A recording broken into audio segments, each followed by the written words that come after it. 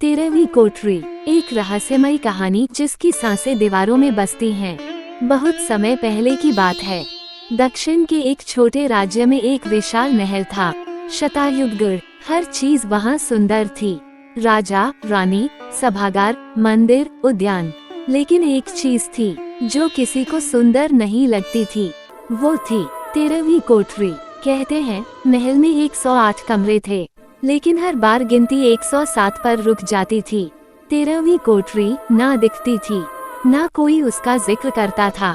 पर एक रात नई रानी अमृता ने एक अजीब सी आवाज सुनी। दीवार से आती धीमी पथरीली खरोंचने की आवाज। टप टप, कोई आ रहा है। ये आवाज कहाँ से आ रही है? रानी ने पूछा। आप नहीं जानती, एक बूढ़े सेवक ने कहा। वो 13वीं कोठरी है जहाँ आत्माएं अभी भी कैद हैं।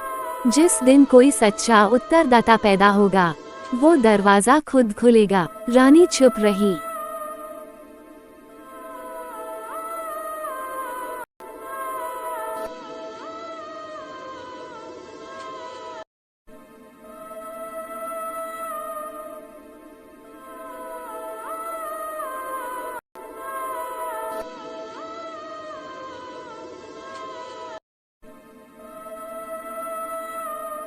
पर उसी रात उसे सपना आया। उसके पैरों के नीचे एक लकड़ी की जमीन फड़फड़ाई और एक आवाज आई, तुम तैयार हो? अगले दिन सुबह रानी सीधे महल के दक्षिणी कोने में गई।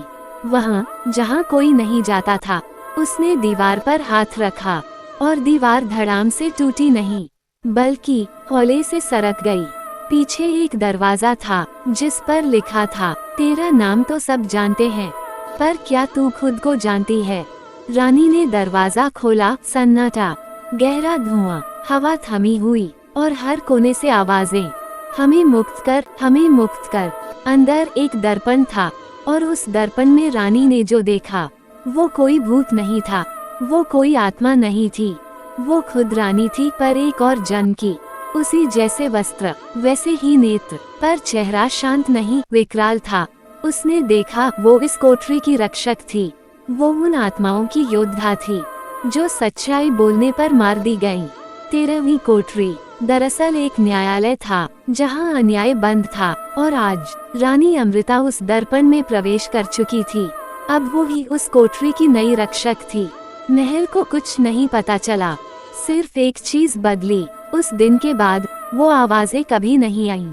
अंत में बस एक पंक्ति लिखी मिली, जो न्याय का भार सह ले, वही रहस्य की दीवार पार कर सकता है।